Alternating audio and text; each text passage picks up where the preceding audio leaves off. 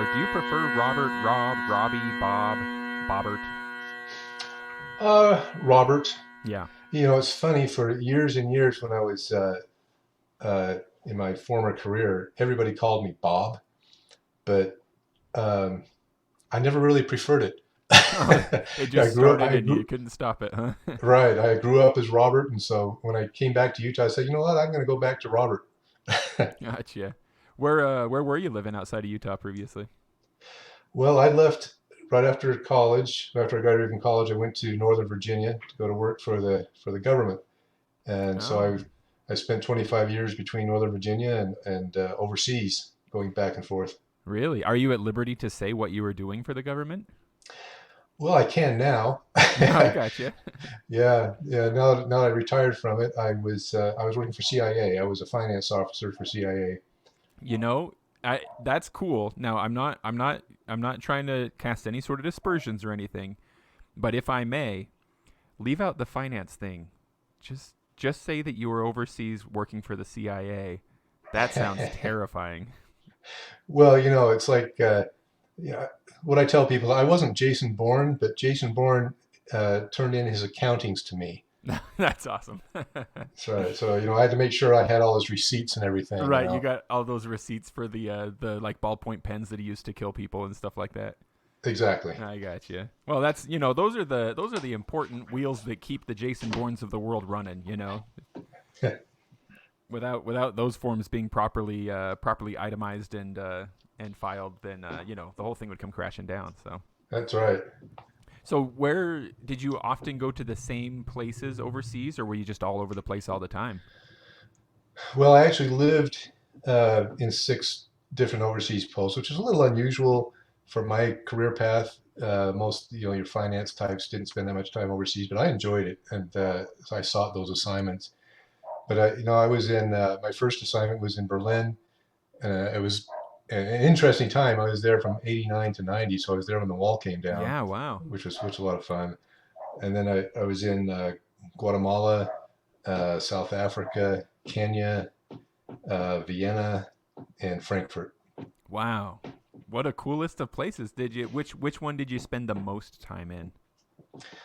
I spent 3 years in Guatemala and 3 years in Vienna. Mm. And were And any of these yeah, Oh, go ahead. I was going to say, and there's a lot of travel involved beside that because there were some of those jobs were regional. So I traveled all over Africa. I spent a lot of time traveling all over Africa. Oh, that is so cool. What was so like when you say regional, is that just like there would be maybe like a central CIA office in Kenya, but then there would be like sort of other offices around there that Exactly. you'd have to go around to? Exactly. I would work I lived in Kenya, in Nairobi, Kenya. I'd work out of the embassy there, and I would travel frequently to half a dozen other of the stations around East Africa to go audit their books and help them out. Wow. This is probably the most exciting job in finance and auditing that exists. I would venture. I've got a I thought brother-in-law so. who does accounting for a big real estate firm, and it's cool and all, but he spends a lot of time looking at spreadsheets. If you can at least take your spreadsheets across the globe, that's something, man. Well, yeah, and I figure, it's the world's most boring job in some of the world's most exciting places. That's awesome. That's awesome. Do you have a favorite place that like you'd love to go back to either to visit or to live again? Boy, it's hard to say. I love them all, but I really liked Vienna. I served my mission in Austria, so I was kind of fond of Vienna anyway. Yeah. It's a great place to live. Kenya was fascinating just because of all the the animals you go on the safaris and all that. So I'd say those are kind of my two favorites. And is Kenya where Mount Kilimanjaro is? It is. Man, that's Yep. that's been a dream of mine since I was a kid to climb up that mountain. Yeah. Not only because of the Kansas song, of course. Well, that's really cool. So you left right after college. Then did you spend like is this like did you only recently come back to Utah? Because I mean, I've only known you since you joined the band, which was only what was that 2 years ago? Yeah, Or about 2 years. Yeah. No, I one of the benefits with that kind of job is you can retire fairly young. So I retired when I turned 50. I'm 59 now, and I retired when I turned 50, and came back to Utah to start a new career. I work for Utah County now. Mm. A lot less sexy job than before. Yeah, like maybe you don't have to you don't have to put that one on your resume. Just leave it at CIA, right? Yeah, I mean, working for the county, I almost never have to kill anybody. Right. Almost never. So, did you pick up foreign languages in all of these countries, or were you able to mostly function with English? Well, I already knew German from my mission, so I was fluent in German. But I did learn Spanish when I was in Guatemala. I was never particularly good at Spanish, but passable. Yeah. And did you ever encounter bagpipes on any of these travels? No, maybe sometimes in Virginia. I mean, there's some Oh, pretty sure. active groups in Virginia. I went to a couple of Scottish festivals there, but no, I never really came across any, which is a little surprising because some of these African countries were former British colonies. I Yeah. suppose if I'd looked hard enough, I would have found some. Yeah, I have seen some very really entertaining videos of like camel mounted pipers and stuff like that in parts of the world that used to be sort of, parts of the British larger British Empire. Right. So in that case, how tell me about how you yourself came to bagpiping. Like what maybe start with what's your earliest memory of encountering bagpipes or a pipe band? Well, I have loved the bagpipes for as long as I can remember. Um, my uncle Don Baxter was with the Salt Lake Scots, and I remember listening to him, watching him in the parades. Uh, and my grandfather on my mother's side, Albert Armstrong, also was a bagpiper, and he played with the Utah Pipe Band. Oh wow, Uh, so you got some serious local bagpipe heritage. yeah, and I remember as a kid, I was just immensely proud of both of them, and I'd go to the parade and I'd see both bands marching in the parade, and I thought that was the coolest thing in the world. I loved the music. I would follow them down the parade route to listen to them. I always loved the music. I remember, years ago, even buying a cassette tape of bagpipe music to listen to in my car. I just always loved it. It just spoke to me. Yeah. Um, and it never really occurred to me that I could ever play them. Mm. Uh, I mean, I thought when I'd watch, the Salt Lake Scots marching in the parade, I'd see that I see that guy in the front with the great big tall black hat on Yeah. with the baton, and I'd say, well, maybe I can be him. I'll be that guy, because that made me look like I was 8 feet tall, and I'll just march in front of the band, and that'd be Yeah. fun. Aren't you already 8 feet tall, Robert? Not with that, only with the hat, I see. I see. but um, so it just never occurred to me that I could actually play them. So well, maybe I'll do that. Um, and I actually had thought about learning but I have to admit I got a little discouraged when I was a teenager. My uncle Don played at some kind of a function, and somebody came up to me and asked him, "What do you have to do to learn to play the bagpipes?" I said, "Well, you start with this practice chanter, and you practice on that for 1 to 2 years." And as soon as I heard that, oh, geez, Yeah. that doesn't sound fun at all. I mean, when you're a teenager, 1 to 2 years, you might as well say 100 years. Yeah, that's forever. And so I just kind of lost interest. That's just way too hard. I'll never learn that. Um, but then I inherited my grandfather's pipes. Oh, okay. I was going to ask you about that. I couldn't remember if your pipes had been your grandfather's or your uncle's. Well, my grandfather's pipes, they were some old Packy pipes. Mm-hmm. Uh, they were apparently pretty decent quality. Yeah, sometimes you Um, can get those to play all right. It does take some work though, yeah, usually. they weren't bad. But I to this day I really don't remember how I even ended up with them because my grandfather died in 1973. Mm. My mother was the middle child of three, and I'm the middle child of seven. And as you might imagine, middle children don't usually inherit much. Right. You have to be on one end or the other. Right. And somehow I ended up with them. I don't even know how. Well, maybe you because know I, what, it probably is. The oldest child of his oldest child probably got some, some David nail pipes or something like that. And then the youngest of the youngest probably got some other decent pipes, and you got the others. probably. These are middle child pipes. Let's give those to That's Robert. right. And so, I just carried those around for decades, and I kept threatening to learn how to play them. And my wife finally called my bluff. Bless her heart, she's a great gift giver. Yeah, Because to be a good gift giver, you have to understand what are the wants and needs of your loved one, sure. and she's really good at that. And so she, one day, we'd gone to a couple of Scottish festivals here in around Salt Lake, and she knew I was interested. And one Christmas, she did some research, and somehow she got a hold of Diana. I got a hold of her name, and she gifted me uh, some lessons, bagpipe lessons from Diana, That's and awesome. that's how I got started. Diana and Zach helped me get those old Packies up and going again. I had to replace a lot. I mean, they hadn't been played in 40 something years. I'm just imagining like the crispy, crunchy sounds that bag must have been making as you Oh pull yeah, it. I had to replace the bag, replace Yeah. all the reeds, replace the chanter. But we got them going. But then uh, about a year later, I got a phone call from my aunt, my uncle Don's wife, Rayonda. She called me and she said, I understand you're playing the pipes. Yes, I am. So I've got a proposition for you. How would you like to take Don's pipes, Mm. his Hardys? And I Wow. was just blown away by that. I mean, this is a family heirloom, and Yeah. she's offering them up to me, and of course I couldn't turn that down, and so I got those up and running again, and that's what I'm playing now. And so that's the set that we'll all be familiar with, that we've seen you with, that have that like that what used to be probably closer to an ivory color that is now turned to yellow, which a yellowy It's orangey. actually dark orange. Yeah, yeah. Which honestly, like that color in any other context probably wouldn't be considered beautiful, but I think that most pipers consider that beautiful just because we know what that means. It means these are old pipes of serious quality, basically. Yeah, my understanding is my uncle in the early '60s, drove up to Canada to purchase those pipes. Mm.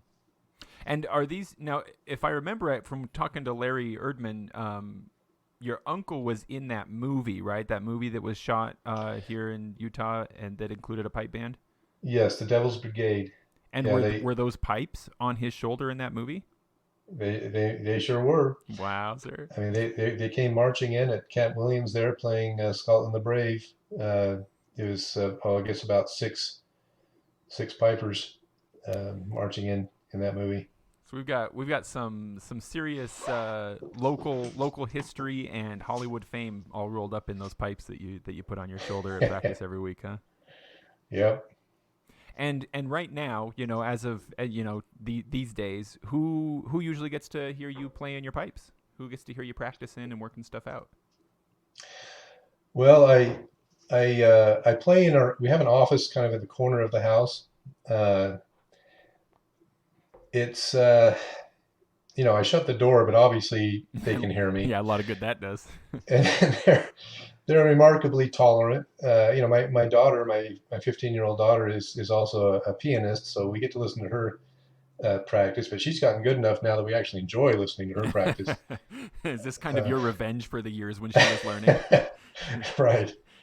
But they put up with it remarkably well, and so they're the ones that hear me the most. I know when this whole COVID thing started, we started out with the sort of as in unity with the other pipe bands across the nation. He said, "Oh, look, everybody play at sunset."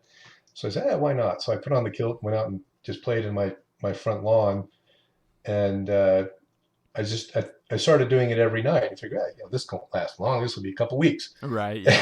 And so I started doing it every night, and the neighbors started coming out their doors, and they came to expect it, and they were actually enjoying it. They said, "Please keep doing it. We love this." So I just kept doing it, and it was actually great because it helped me really increase the my my piping because I had to, practice every day. Yeah, having And something that you're playing for definitely helps in that way for sure.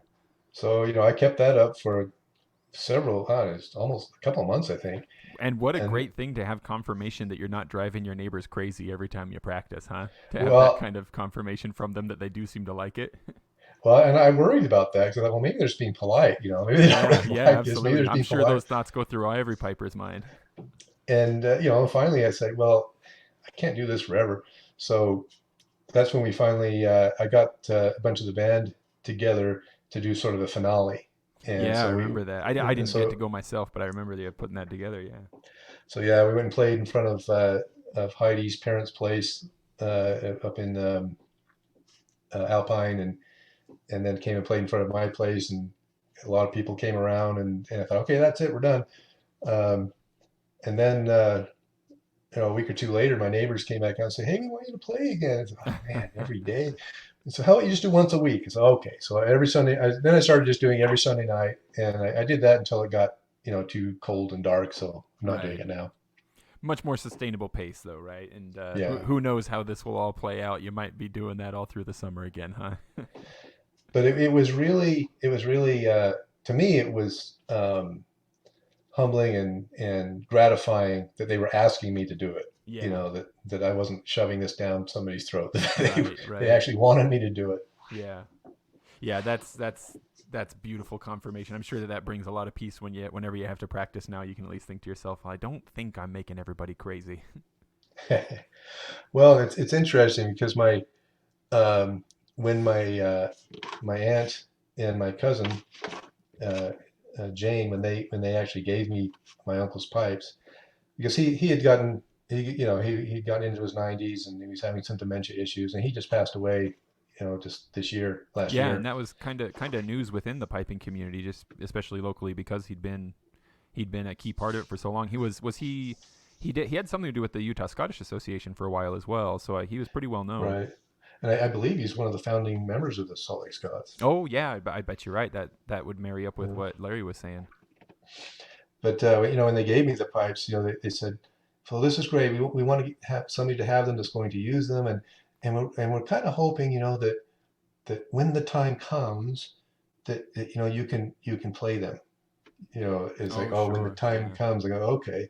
And so I'm thinking, well, uh, yeah, I'd be happy to do that. My biggest fear is, I still kind of suck at this. I'm not, uh, I wouldn't want to ruin his funeral. And so when the time did come, I didn't play, and I was disappointed, not because they didn't ask me to play. I was disappointed because I knew why they didn't ask me to play. I knew I wasn't really good enough, no, and I didn't want to play if I wasn't good enough. yeah, So I wasn't offended in the slightest. I was actually kind of relieved that I didn't ruin his funeral. yeah, But um, what did happen though, several months later, my mother passed away at the age of 90, mm, and I did play at hers, and my cousin was there. My cousin Jane was there, and after it was over, we just played, your basic Amazing Grace, Going Home, uh, pieces that are pretty easy to play. yeah, But sure. so I played those pieces, and after it was over, she came up to me with a tear in her eye and said, "So I've heard those pieces. I've heard my dad play those pieces 1,000 times, Mm. and I closed my eyes and I swear I could hear my dad." Well, that's And I, awesome. and I thought, mission accomplished. I should just quit playing now. Yeah, that's the high note. Don't Yes, that's mess right. it up No. now. Well, that's really cool, especially it being his pipes. What a cool family legacy. Yeah. Now, do you feel like you could distill? Like, I understand that your family tolerates it pretty well, and your neighbors seem to like it. Do you think that there's anybody, be it neighbor, friend, or family member, that you would say, "Oh, this person's probably my biggest fan. This person really likes bagpipes. They like to hear me play." Well, I seem to be fairly popular with the old ladies. Sure, especially when you put the kilt on, right? I I think women over 70 or even over 80, I think those are the ones that are my biggest fans. Yeah. So do you ever just for a confidence boost, you need a little ego boost, just go kind of tour a few rest homes here and there, just kind of go play outside. I actually did do that a few months ago. I have a mother-in-law in Preston, Idaho, who's in a care center there. She's 101 years old. Holy moly! In fact, and we were talking to her outside her window because that's all we could do. And I said, well, this is strange. We're talking outside your window. You're old enough that you were around for the last pandemic, Oh, you know, that's right. Wow. 1919 or 1818. And Yeah. she said, yeah, as a matter of fact, I was. And my father had to see me outside the window, just like you're doing right now when I was a baby. Wow. Really? Yeah. Huh. So I played a couple of numbers for her outside her window. Yeah. And did all of her friends come to their windows and start throwing their handkerchiefs out to see if you'd pick them up for them or something like that? Well, they were throwing something. I don't know what it was, but Now, do you have any friends or family members who have made it clear to you that, good for you, but maybe don't play them when I'm around? they've been pretty polite. Yeah. I haven't had anybody tell me not to. I do have a little bit of tradition on Christmas morning when my older sons, stay overnight and they're not awake on Christmas morning. I wake them up to the bagpipes, and I make no effort whatsoever to play them well when I That's do that. awesome. I might need to start that tradition in my own family. That's a great idea. It's a great alarm clock. Maybe when someday when if Kevin's listening to this, he's probably thinking to himself, "Please do not," because Kevin is my neighbor straight downstairs. So maybe someday when I no longer have a direct neighbor like that who would be also awakened by bagpipes in the morning, maybe then I'll start that tradition. So what about songs and tunes? In the few years, in the last few years that you've been up on pipes and stuff, have you encountered any songs or tunes that just really stick with you that are absolute favorites to play over and over again? Well, it's funny because it seems to change a little bit. Some of the tunes that were my favorites when I started are not as much so much now, and some that I didn't care for before have become my favorites. I don't Sure. know why. Um, like Skyboat song. I didn't Hmm. care for that when I first learned it, but now it's one of my favorites. Hmm. Um, and my favorite used to be Rowan Tree. I still like it, but I guess I've gotten kind of bored with it now. Um, I've tried to pick up a few like church hymns Yeah. just to give a little more variety. When I was playing for my neighbors, I thought, well, it'd be fun if I could play some things that are familiar to them. Oh, sure. Especially if you're playing on a Sunday afternoon, right? If they've just come from church, Right. it'd be fun for them to hear some church songs. Yep. Oh, awesome. Do you have any? I mean, some church hymns, sure. Do you have any other any other sort of aspirational tunes, that you heard somebody playing or a band playing? You thought, I'm going to learn that someday. That's currently kind of at the top of your someday list. Oh, yeah, absolutely. Is that list getting pretty long? When I heard you and Scott playing O Come Emmanuel, Oh, I thought I am going to do that you someday. flatterer. Oh, it just it cut me to the core. I mean, it was so beautiful and uh, spiritual. And as I said, my daughter is quite an accomplished pianist, and she can play the organ as well. And I thought, man, that would be wonderful if I could. I guess you have to play that with a different chanter. Is that correct? Yeah, there are a couple different ways you can pull it off, but that is probably one of the easiest. Is That's the way Scott and I did it. Yeah, we got a concert B flat chanter, and then adjusted some of the drone tuning so that it would closer match what the organ was tuned to. Um, Yeah, I don't know if I would have the skill to do that, but boy, that would. And I don't know if they'd allow me to do it in church either. Do they allow bagpipes in church? my experience so far is that it depends entirely upon sort of the local church leadership, and sometimes they'll say yes, sometimes they'll say no, and sometimes you can convince them even if they said no at first. But that was my dream. But boy, I want to repeat what you and Scott did. That would be the top for me. Well, I'd be more than happy to help you get that set up. It's really not that hard on the pipe side, as long as you've got a good accompanist like Scott's an excellent organ player. That's really the main challenge. So I'm sure your daughter could do an excellent job of that. Yeah. Now, do you have, like, if you were talking to a person, be it a kid or an adult, anybody, somebody who's like sort of on the fence, kind of considering like, maybe I'll dive into this pipe band world, be it on drums or pipes or whatever. Um, what would you say to that person? Advice or encouragement? What kind of things come to mind that you would speak to that kind of person? Well, I'd say it's a great way to get girls. No, no, that probably wouldn't work. Um, We all know that that's a lie. um, Man, I don't know because to me, if you're not already interested in it, I don't know that I could really make you be interested in it. Yeah, yeah, I think I don't think I would be looking to recruit somebody who's not already in love with it. yeah, I think what you need to do is find somebody who loves the music, which isn't hard to find. I mean, you kind of get these groupies that hang around and love to listen to you play, and just grab them. yeah, yeah. And maybe it's a similar experience to your own, right? That like you loved the pipes, but never kind of considered it as like kind of an option to learn. And maybe you find people who love it and just say, hey, it's a possibility. You could learn. Well, yeah, I mean, I didn't start learning until I was 55. Um, I wish I'd started younger. I look at some of these, teenagers and such, and they pick it up so much quicker, so much better than I have. Um, because Yeah. Oh I man. think that their brains and their bodies just work better than mine. Yeah, we've had some of the kids that have come through the band program. It's like, okay, it seems like just last week this kid was trying to figure out how to hold a chanter, and now he's playing circles around me. What's going on here? Right. Yeah, I think just getting them exposed to it and giving them the opportunity. Um, and I'm sure, yeah, a lot of them when they realize you got to start out with this goofy little practice chanter and it's not that much fun. I'm not going to be marching in a parade with this thing.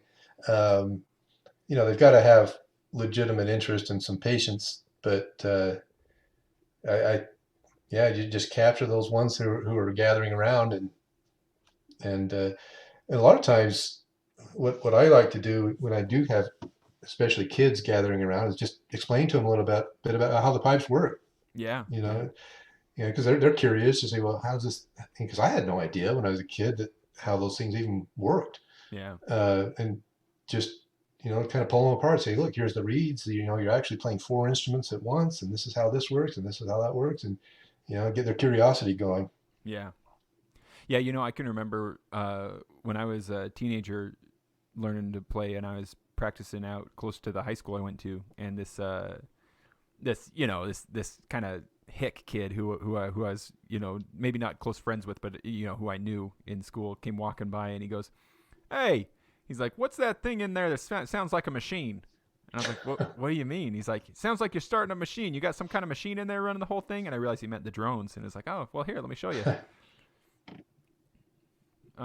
Do you have a favorite like do you have any favorite pieces of equipment? Have you tried multiple chanters or different reeds or anything that you're like, hey, I really like this. I like the way this thing feels. I can't say I have. I mean, there, there was a difference, going from my grandfather's Packies to my uncle's Hardee's. I did see a big difference between those two, but that's really the only thing I've ever had a chance to compare. Yeah, sure. Well, what about aspirations? Do you have, like, if money were no object, is there any bagpiping setup, equipment, travel plans, anything like that you would just love to have or do? I, I, I think it might be interesting to play with the small pipes sometime. I don't know almost nothing about them, Yeah. but it'd be fun to try different types of pipes. I mean, the Highland pipes are the only things I'm familiar with, but it'd be fun to try different types. Yeah, have you ever seen those Henderson imports? They have their sort of resident piper, and he's done a whole series of videos where he just kind of demos all the pipes that they have in stock, Hmm. small pipes and otherwise. No, I'm These not familiar with that. Oh well, they've got videos out, and also that guy Matt Willis bagpiper. He does a lot of unboxing videos on YouTube where he'll just open up different kinds of small pipes and Highland pipes and chanters and all kinds of stuff. And I'm just so jealous of these guys. I'm like, man, if I could adjust my career such that I like owned a music shop or something, I wouldn't have to like personally own a bunch of different sets of pipes, but I would stock them in my store so I could at least try them. It would be so much fun to just Yeah. like run around trying a bunch of different stuff. and defile them before you sell them to That's someone right. else. That's right. Now, when you get ready to go do a performance, whether it's front yard for your neighbors or a parade or a competition with the band, do you have any sort of pre-performance ritual the night before or the day of? Be it sort of a mental practice to get yourself in the zone, or preparing your instrument or uniform. What kind of stuff do you go through before you head out to perform? Well, I wouldn't say I have any particular ritual. I think, run through whatever pieces I'm going to be playing a few times. I would say probably what I found to be most important isn't so much what I do, but what I don't do. And what I find is uh, I need to be careful not to overdo it. Like, right before a performance, to go through it too many times. Oh, I think sure. it's good to go through it a couple times and then just try to relax. Mm. And um, because what I find, like particularly say before a parade or a big performance, if I spend an hour and a half warming up and playing, well, by the time I actually get into the parade, I'm kind of spent. That's yeah, sound advice. And That's absolutely true. Yeah. and halfway through the parade, I can't even hardly play anymore. And Like you so, yourself feel spent, but also your instrument seems tired, right? yeah, and I can't. My mouth won't even go around the blowpipe anymore. I mean, it's like, Yeah. and it's so I have to. I just kind of try to be careful not to overdo it, before the performance, so that I've got plenty of energy and I'm still feeling a little fresh, for the parade or the performance. Mm. Well, that's sound advice. Yeah, that makes a lot of sense. I can definitely relate to that. Um, do you have any favorite individual pipers or pipe bands or groups that include bagpipes, or even just sort of, you know, even just like world music that's kind of bagpipe adjacent that you like really love to listen to? Well, I'm kind of partial to the Garden Valley Pipe Band Yeah, amen, myself. amen, brother. Actually, I'm not really educated enough to know. I've got a few things downloaded that I just downloaded off the web on my phone that I listen to. Yeah. But to be honest with you, I'm not really educated enough to know who's good and who's not. Oh, I understand. Absolutely. I'm sure you've had the experience that many pipers have, and drummers too. I'd imagine of just like you just kind of Google it or get on YouTube and just like type in like bagpipes or cool bagpipes, and you just find stuff that's nice. Or download a tune that we're going to be learning with the band. Just download it so I can hear what it's supposed to sound like. Right. Yep. Yep. And speaking of that, what is usually your method for learning a tune? Does it almost always include downloading a form of it so you can listen to it? Yeah, yeah, because I don't have a lot of musical experience, and I'm not the greatest at sight reading. I mean, I can kind of I can figure it out, but I'm sure my phrasing isn't quite right, my timing's off, and it really helps to hear somebody who actually knows how to play it, so I so I can hear what it's supposed to sound like. Yeah. So So hearing I have it is something I have useful. something to imitate. Yeah. Yeah. Oh, I can relate to that. Absolutely. Not to shift gears too much, but I am curious, Robert. Like, what outside of not killing very many people for Utah County, for professionally, and then of course your bagpiping personally and with the pipe band. What other things occupy your time and energy? What other passions and interests and also obligations do you have? Well, it's interesting because I love history. I always have loved history. I've loved old things and old artifacts and relics. It's really since I was a kid. I remember, I was a coin collector when I was a young kid, and I started that when I found a 1901 nickel on the sidewalk Huh. when I was 9 years old, and I was just fascinated by that. And I think, to me, coin collecting to me was like it was a physical connection to the past, and I could think, if I had a like an 1850 something penny, I say maybe this penny was in Abraham Lincoln's pocket at one time. Yeah. It's like a physical connection to the past. I've just always been fascinated, and it's interesting because I love history, in particular American history. I also love crossword puzzles, Hmm. and I think I love them for the same reason. And it kind of goes to my view of kind of a spiritual view that I have, that we all come from the same God, and so we're all connected to each other. Mm. That if you could pick some guy from South America or from Australia or from Africa, and somehow we are all connected. Mm.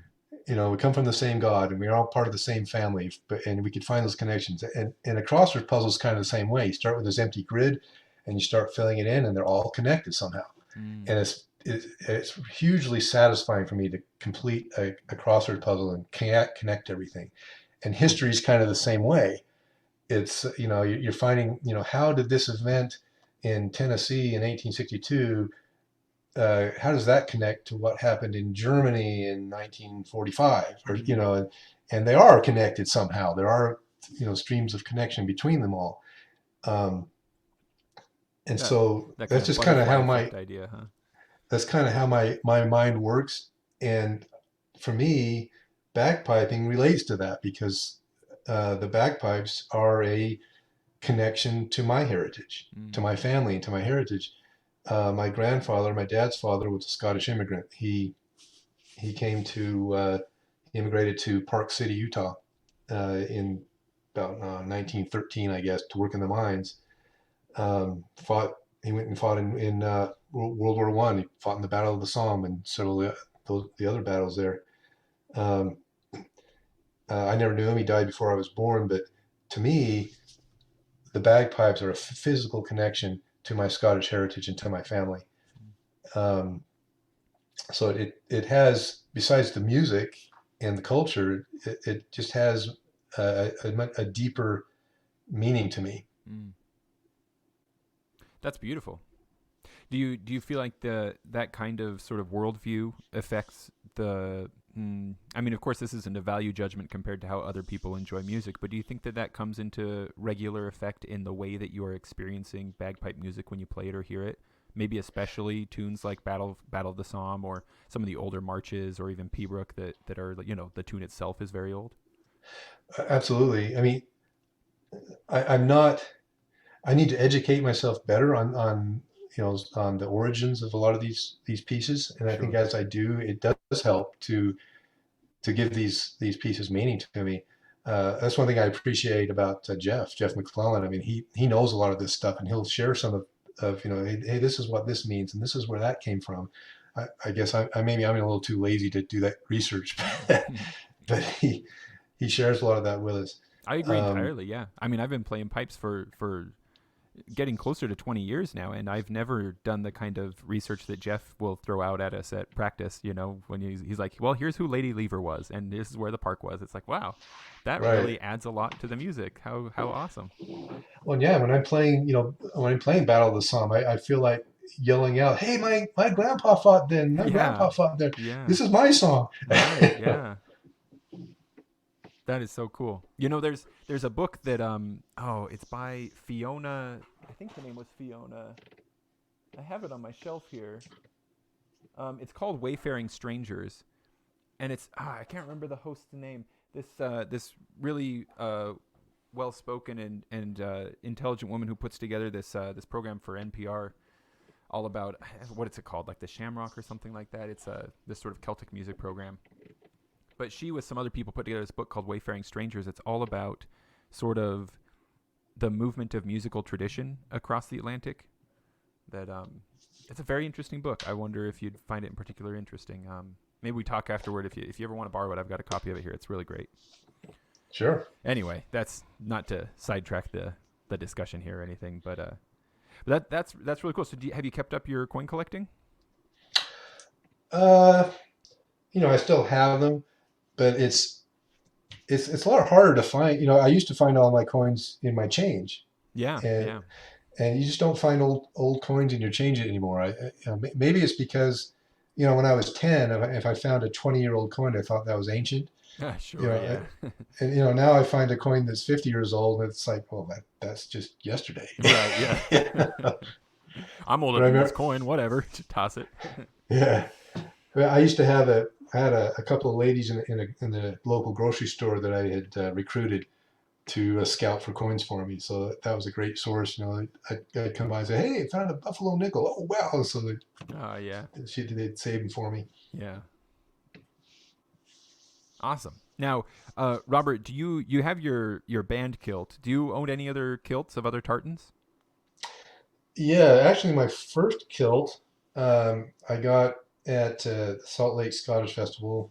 It was before I joined the band or started playing or anything. I thought, I should have a kilt. And there is no Baxter kilt, but I guess Baxter is a sept of Macmillan. So I got a Macmillan kilt. So Mm. that was my first kilt. Um, and then I thought it would be a good idea because my mother's an Armstrong. There is an Armstrong kilt, and that's actually my favorite kilt. And I knew my mother was getting older. I thought, if I ever am going to play at her funeral when that time comes, it'd be nice to do it in her kilt. So I got an Armstrong kilt, Mm. and then of course the band kilt. So I've got three. I'm looking up those tartans right now just to see them. They're both cool, but yeah, that Armstrong tartan especially, that's a very pretty. That's really nice. I like that a lot. What a cool name too, Armstrong. That's awesome. Nothing against your father, of course, but like personally, if my mother's maiden name was something like Armstrong, I'd be like, well, could we all keep that name? You know, like my Well, mother's maiden name is Dickey, so I never thought that personally, but Armstrong sounds awesome. well, and I love the motto, and I have the Armstrong pin on my hat. Uh, it's Invictus Maneo, which means I remain unvanquished. Oh, that's awesome. That's very cool. Now, Robert, do you have any even if it's general, just for life? Do you have any like really great words of wisdom or advice that really stick with you that you want to share with your fellow bandmates? No Um, pressure. well, I think I think what I would share, this isn't so much for the bandmates, but for people in general, is it's never too late to learn something new. In fact, I was asked to give a presentation for a bunch of government purchasers and finance people, and I just gave it was kind of lessons learned that I'd learned over my federal career and everything. And at the end of it, I actually pulled out the pipes and played them a tune and said, I didn't start learning this till I was 55 years old. It's never too late to learn something new. Um, That's so awesome. there's that. That's very cool. And Um, was it well received in that oh format? yeah, Yeah, they loved it. I bet they did. In fact, they asked me to come back and do it for another venue. Yeah, that beats PowerPoint any day. But I think as far as any advice I would have for band members, I think it's just stay consistent. It's better to do a little every day than to try to do a whole bunch in spurts. Just keep Mm, because I really found during that time when I was playing for my neighbors, it really upped my skills just playing for 20, 30 minutes a day. mm. It made a big difference. Yeah. Oh, I can relate to that, man. Even though I kind of know it intellectually, I still fall into this trap of thinking like, well, if I don't have time to, go through rudiments and then work on the practice channel and then get up my pipes and check every connection and tune everything perfectly and then play, if I don't have time for like an hour and a half thorough practice session, what's the point? And then I end up going 2 weeks without playing at all. Where if I just be like, I'm going to play one tune, then I would get a lot more playing in. Yeah. All right, so final question for you, Robert. Unless was there anything else that you would enjoy talking about? I can cut this part out, and so we just go smoothly into it. Uh, no, I think we kind of covered it. I could start talking about my family, but that'd be about a half-hour discussion there because it involves uh, a blended family. Between my wife and me, we have 14 children. Whoa! All right. Well, Uh, you know what? Share what you're comfortable with, Robert. You got to talk a little bit about that. 14 children. I'm well, sitting here. I just had my fourth child, and I don't think I'm gonna survive. well, How? You have 14 children. well, neither of us had more than four at a time. Yeah. Put it that Okay. way. Well, that's yeah. Okay, four at a time. Well, that's right where I'm at, and that's about my limit for sure. It's beyond my limit. So how did Well, 14 happen? well, out of those 14, only two of them are biologically mine. Um, Wow. I married shortly before my 22nd birthday. I married a single mom. She had two children, and so we got married, and then we had two more children. Those were the two biological ones. And I don't mean to interrupt you here, Robert, but I'm curious, just for the sake of sort of building this in my mind. Was this occurring while you were traveling the world in a different country, or was this family moving with you from place to place, etc.? This started while I was in college, and then I got married, and then yes, I then they traveled the world with me. Wow. That my first marriage ended in divorce about 22 years ago, Hmm. and I remarried while I was in Kenya. I met a woman there in Kenya who was also a single mom. She had one son, and we were married actually in Kenya. She was not a member of the church when I met her, but I baptized her and married her, and Yeah, you got her in. I got her in. She was then diagnosed with cancer, Oh, um, sorry to hear that. but we adopted three children. The two of us. We adopted two boys, young boys from Russia, and a little girl from China. And And was this so while you were in Kenya? You adopted these children? this was after that. This is while we were in Vienna and Germany. We'd adopted those kids, Mm. and then while we were living in Vienna, I got a phone call from the mission president there, who said that hey, there's a woman traveling. There's a woman here traveling from American Fork, Utah, with her husband. Her husband just died of a heart attack. Oh no. Uh, you work in the embassy. Can you help her out? So my wife and I, we stepped in and took her in and helped her get things uh, taken care of. Man, that must have been the And worst vacation that woman ever had. oh yeah, it was rough. Yeah. But she and my wife kept in contact after that. And then a couple of years later, the cancer came back for my wife, and she passed away in 2009. And this woman who we'd met in Vienna came to the service. I brought her out to Utah for the burial, and she came to the service, and we became reacquainted. And a year later, we got married. Wow. Wow. And she had six kids that she brought along. So my eight plus, or my first four and my second four plus her six, that adds up to 14. There's only one living at home now. It's my youngest, the little Chinese girl. She's the pianist. Yeah. But we get along remarkably well. Yeah. what a wild story, man. I mean, certainly I don't mean to gloss over the parts of it which surely were and still are, emotionally heavy and difficult, but that is not your typical family building experience. That's amazing. No, if somebody had told me at the age of 15 what my life was going to look like, Yeah.